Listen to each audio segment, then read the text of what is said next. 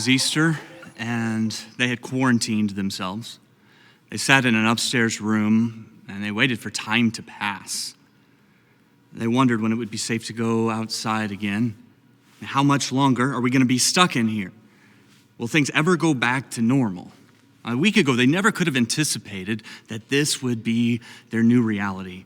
Things, though, had changed so quickly.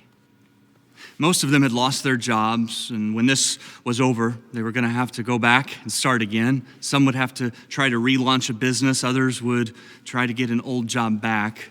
But for now, they sit in this room trying to keep their distance from people and waiting for some updated news about what's happening on the outside. But it looked like they were going to be there for a while, and they could feel the anxiety building as they thought about how much life was going to change when this was all over. On that Easter evening, they sat quarantined in an upstairs room, and they were filled with fear and facing an uncertain future. And it may sound like I'm describing Easter for us today in the year 2020, but it turns out this Easter has a lot in common with the first Easter, because on that first Easter, everything was shut down. And after Jesus was crucified and put in a tomb, and his followers realized what that meant, they were filled with fear. I mean, would they be next? And anxiety grows when two factors come together, when there is this heightened sense of vulnerability and a diminished sense of power. When you feel vulnerable, but it seems that you can't do anything to change your circumstances, that is a recipe for anxiety. And it is the way I think many of us are feeling this Easter. But to be clear, it's the way the followers of Jesus were feeling on that first Easter. They, more than 2,000 years ago, were overwhelmed with fear and anxiety. John 20, verse 9 says that Sunday evening, the disciples were meeting behind locked doors because they were afraid. Now, we have some language that we might use to describe what the disciples are doing. It's language that we wouldn't have used. It really wasn't even a part of our vocabulary a few months ago, but we would say that the followers of Jesus were social distancing, or we might say they were sheltering at home. And much like us, they were trying to understand, how could this have happened? How could things have gone so wrong so quickly? Because just a week before, they had entered the city of Jerusalem with Jesus on a donkey, and the people were worshiping him. And within a week, their whole world had been turned upside down. And now, Jesus was dead and buried, and with him, their hopes and their dreams for the future. And so now they are quarantined, and they are trying to understand what their new normal is going to look like. It is amazing how quickly things can change. My daughter Morgan and her fiance Harrison had planned a big wedding for May 16th. More than 500 invitations were ready to be sent out. Dresses were on the way, tuxes had been ordered, venues had been reserved, deposits had been made, a special honeymoon had been planned, and there were going to be all kinds of showers and parties leading up to that big day, and it was going to be what she had dreamed of since she was a little girl. And then things started to change. And they would adjust, and then things changed some more, and they would adjust some more. And then things would change again, and they would change again. And then came the cancellations, showers canceled, venues canceled, plane tickets canceled. Nothing was going according to plan. When I saw Morgan a few days ago, I could tell she wasn't herself. I said, "Hey, beautiful, you hanging in there with all of this?"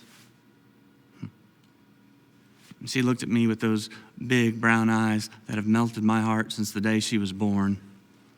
And her eyes welled up with tears, and she said, "My honeymoon got canceled today."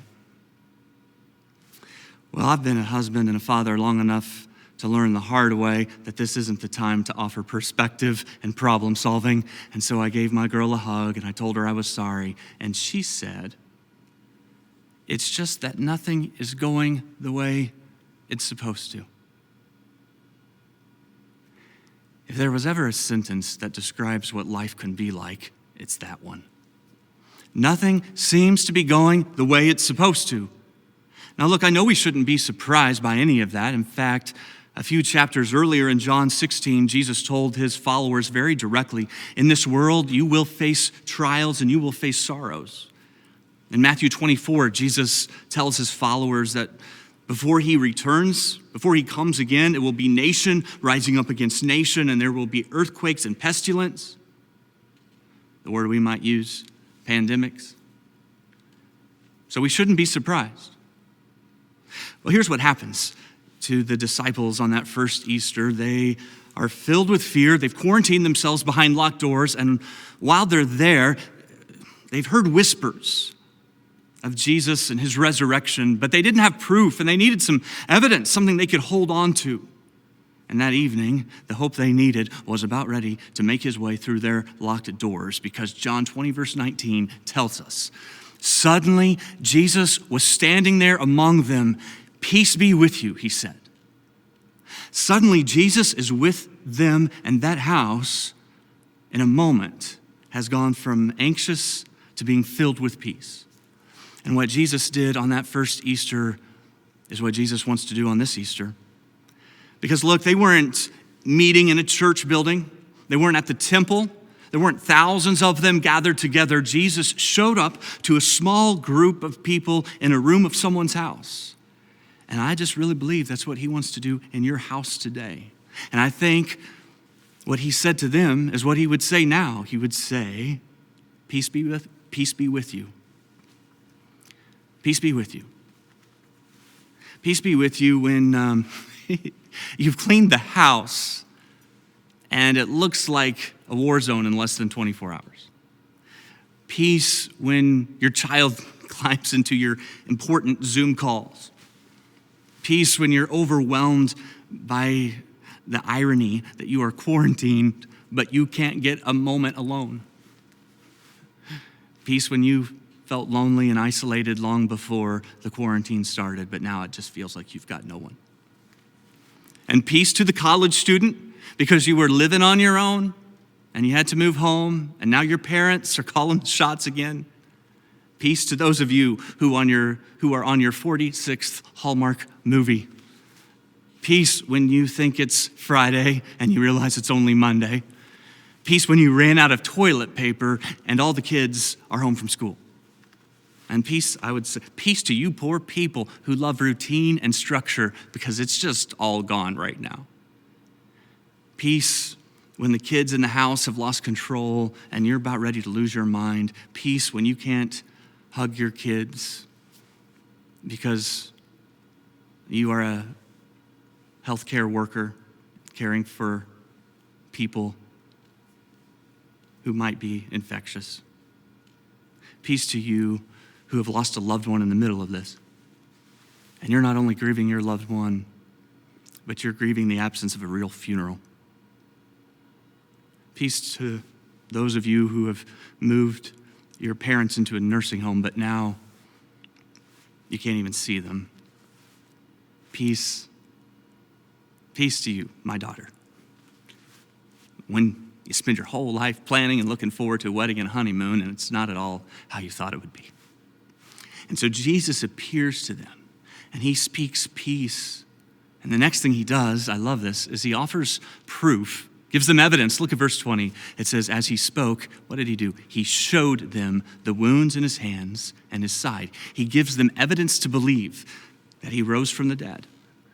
And I mean, if you believe that, if you really believe that Jesus conquered death and rose from the dead, it changes everything. Jesus shows them the evidence.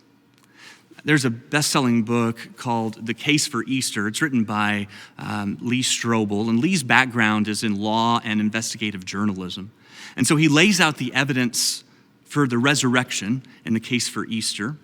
And this week I had a chance to interview Lee, and I asked him if he would just take a few minutes to share his story and to share some of the evidence of the resurrection with our church family. Take a look.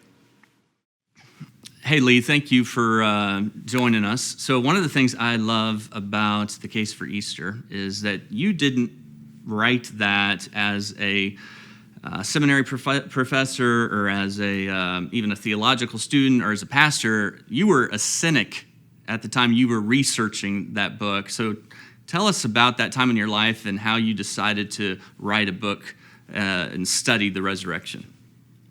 Well, I was an atheist for much of my life. My background's in journalism and law. So you can imagine I tend to be a person who looks at evidence, facts, reason, logic.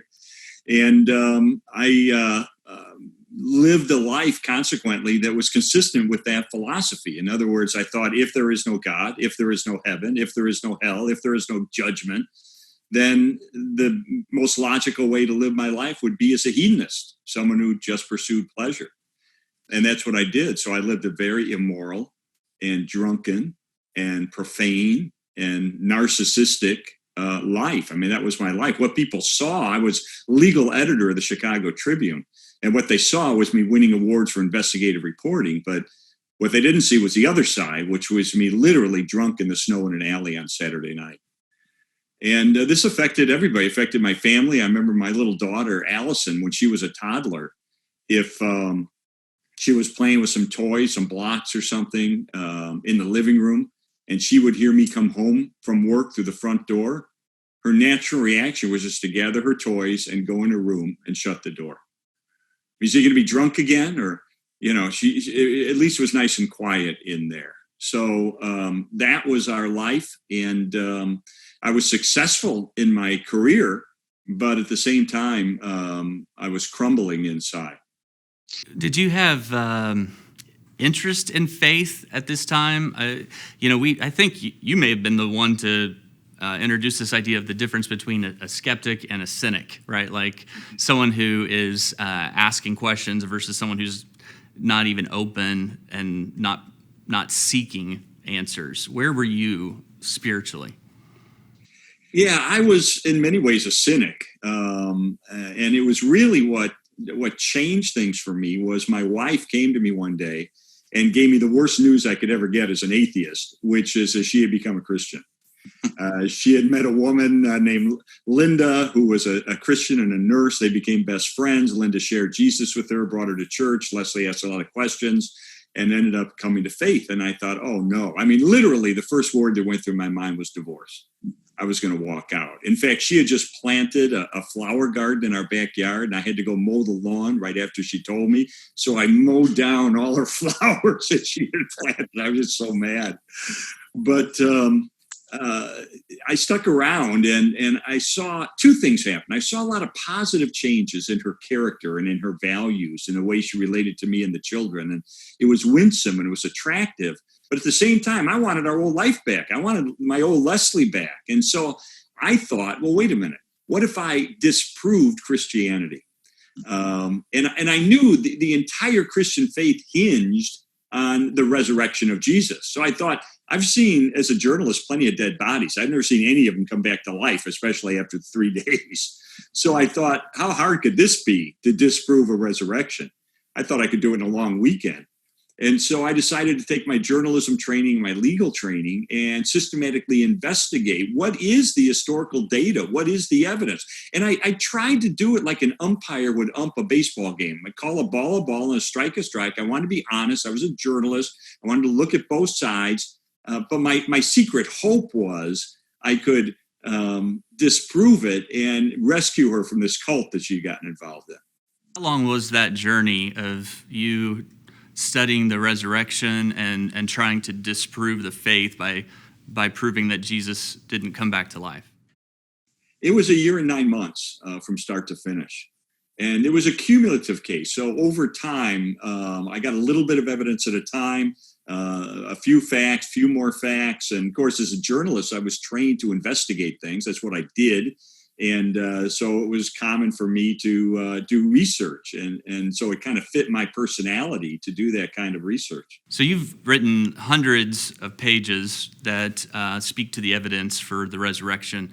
I'd love to hear just what was personally compelling to you. Were there a few pieces of evidence that were watershed moments for you on this journey?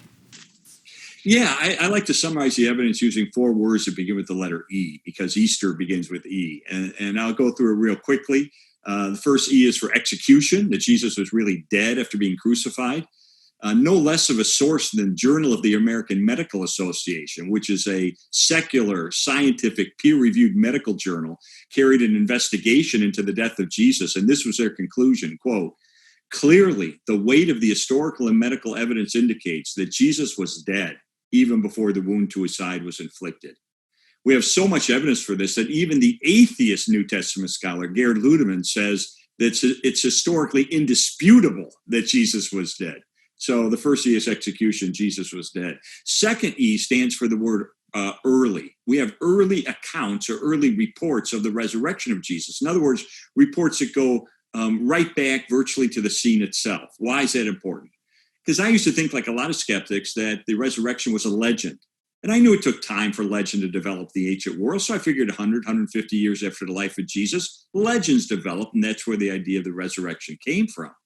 But what I learned blew that out of the water, because we have preserved for us a creed, a statement of conviction of the earliest church that has been dated back by scholars to within months of the death of Jesus. And this is eyewitness-based. It mentions the names of specific eyewitnesses and groups of eyewitnesses, including 500 people at once who encountered the resurrected Jesus.